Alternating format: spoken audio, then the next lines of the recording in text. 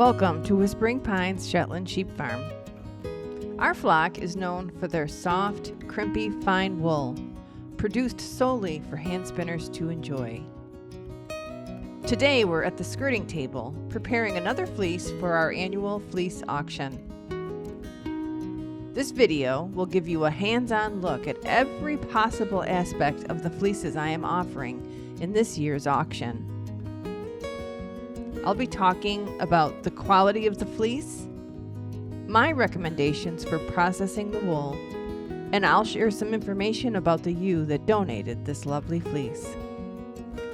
I hope you enjoy today's skirting video. I'm skirting Audie's fleece today. She's a black ewe, and she in fact is standing right here, so I'm going to quick grab a video of her as she standing in here, breathing so heavy. Good solid ewe. She's out of one of the first ewes that we brought into the farm. We purchased her mother because we had decided we were going to breed for fine wools at that time and try to turn our flock around from just being North American Shetlands to a fine fleece Shetland. And so, about that, Audie's not as far along. So she's 8. So she's not as far along as some of the other ewes that are younger are in terms of being what we wanted, what we were breeding for. But having said that, she's still in the flock, which means that she would continue to make the cut. And the thing that always saved Audie from being sold and moved on to another farm was the fact that she produced spectacular offspring. So Sebastian, our ram we used, is out of her. A ram that we use a lot, a gray cat mugget.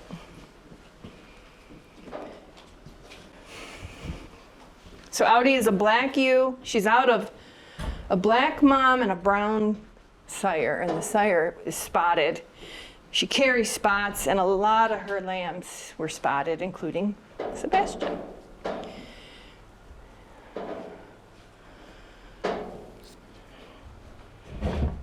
I already see some parts here that are not going to go into the comb top. They are just riddled with hay to the point where I don't think the combing equipment will be able to get it out. So those are just going to go right in the soil amendment pile. So once I get around the fleece and grab out all the soil amendment wool, which is little bits, really dirty, short staple, then I'll come back around, and that next round will be the comb top. Last year, these little bits that I didn't want to put in my comb top, I just put out in my garden as mulch. I'm going to tell you, if you decide to put wool in your garden as mulch, don't put it in your string beans, because the string beans have this Velcro-like material that the wool was stuck to, and it was really hard to wash my string beans from all the wool that got stuck to them. You can see the gray fiber in Audie's fleece because she's old. That's 8 is old for a sheep. So the life expectancy for sheep is similar to dogs, like 12 to 15 years. The oldest ewe in my flock, so Audie's not the oldest, English Garden is the oldest ewe, and she is 15. And in fact, now that I think about it, Audie's mother, Itasca, we ended up euthanizing her because she had such terrible arthritis she could hardly walk. And that was the first ewe we had here on the farm that died of old age.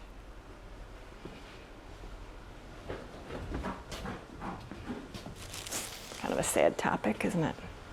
But I made a video about Audie, kind of a tribute, because she did so much for our farm. Like she was, like I said, the first ewe that we bought in order to convert our flock into something that had finer wool. So, all right, so all the short bits are off. Now I'm going to go around and skirt for comb top. So because Audie is so not as deep in our breeding as some of my other ewes, I'm actually going to take this really, really coarse rich wool, and I'm not putting that in my comb top, even though it's not real dirty or short. There's not that much of it that's going to make a difference. Now I'm going to go and I'm going to skirt the wool that's not under the coat. That's pretty much all it is, really.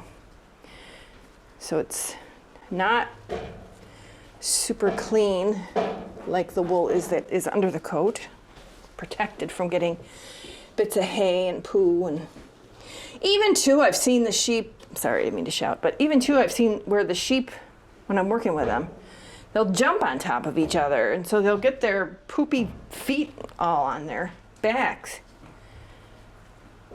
I gotta say, that kind of annoys me when they do that. I would prefer if they didn't.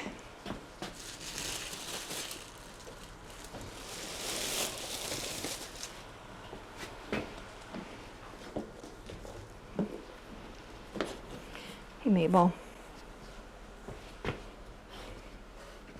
So Audie's got a spinning fineness of 23.4. Interestingly, her handle is a lot more kind of coarse, kind of, I was going to say wiry.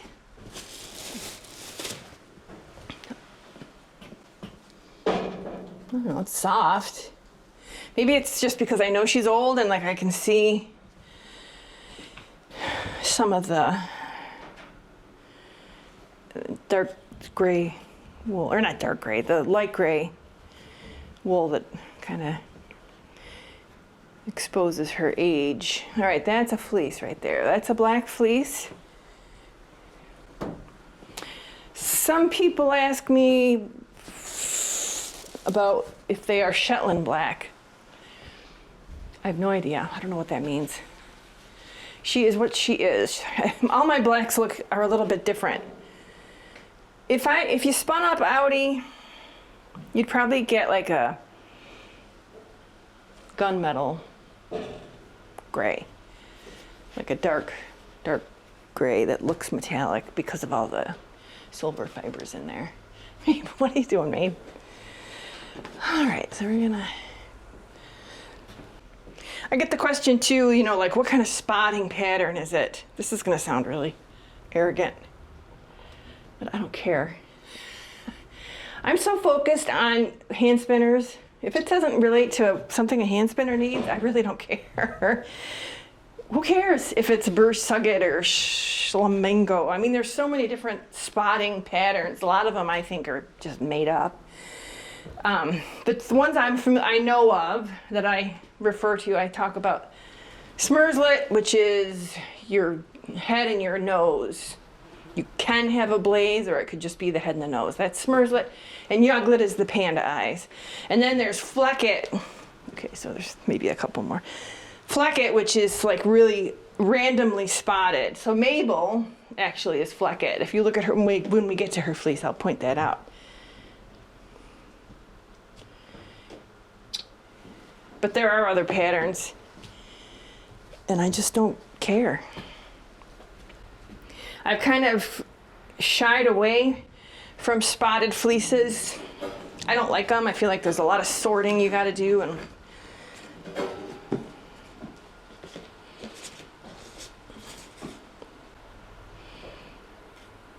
what I mean by that is, like, if you've got a spotted ewe and she's got a black spot on a white body, you've got white wool, you got to sort for the black wool, and then you're going to have some gray wool. I find it just really fiddly. But one of my friends, a local spinner here, just likes it. She thinks it's cool. So that is a 2-inch staple.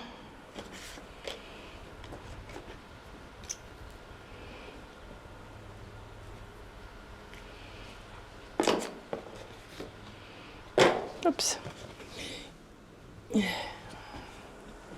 Everybody left except for, oh no, they're all over there. It's kind of hot on this side. I should open the back door here, but then it'll get super breezy and I'll have a hard time keeping everything organized.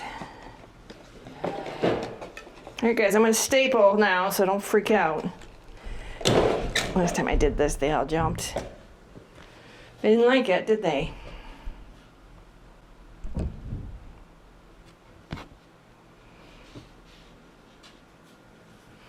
She might be old, but she's still got the goods. She's still got the crimp.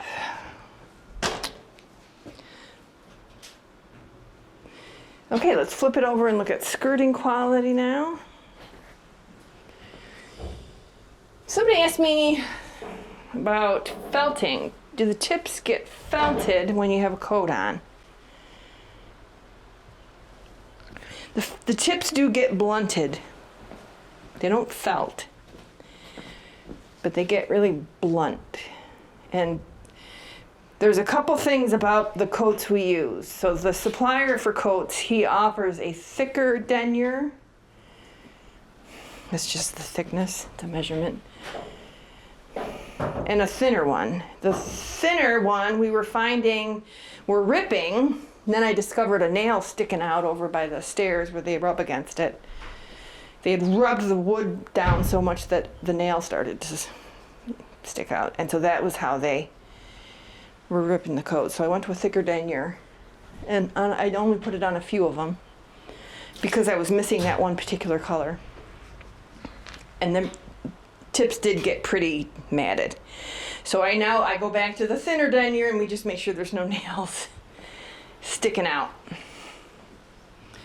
She's got a lot of little second cuts. I think I got them all. Not really second cuts, just like little bits that stick out. And I do believe it has to do with that she may have hit the rise.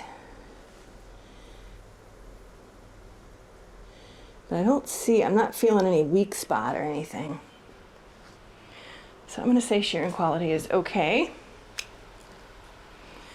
And the other thing about the coats is, yes, you have to change them, especially with lambs. As the lambs grow, they outgrow the coats. And if you've got a ewe like Chow Chow, whose fleece gets really big, you might need to upgrade her to a bigger coat. This isn't Chow Chow, this is Audie. I just did Chow Chow. You might need to upgrade her to a bigger coat so that the wool doesn't get, well, it could get felted there in that case. So shearing quality, I'm just going to say okay. I'm not thrilled with it, but I'm still going to offer it and I'm not going to discount it. Oh, let's get a picture of this.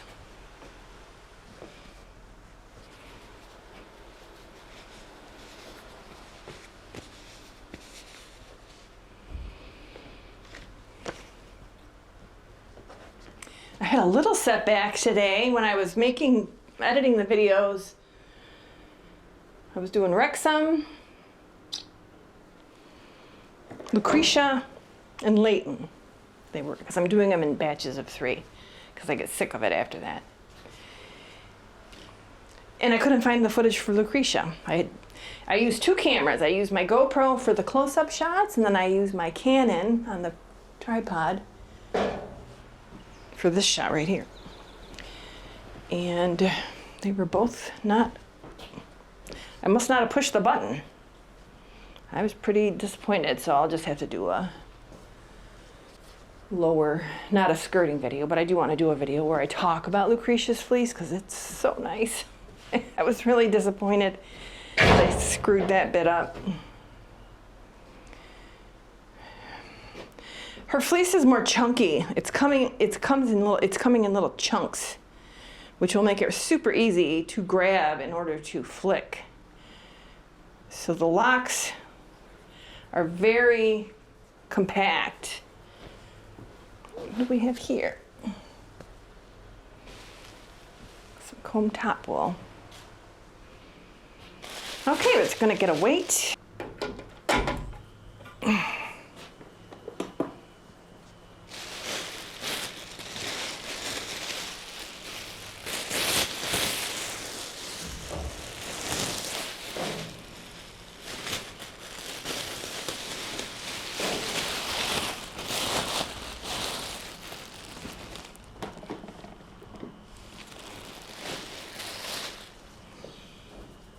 25.67.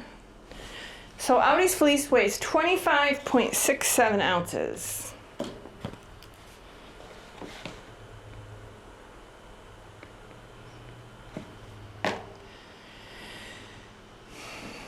All right, that is Audie. So thank you so much for stopping by to watch the video. Hope you liked it. Come back for the next one in the playlist. Let's see who I pick next to work on. Okay. Thank you for spending some time with me at the skirting table.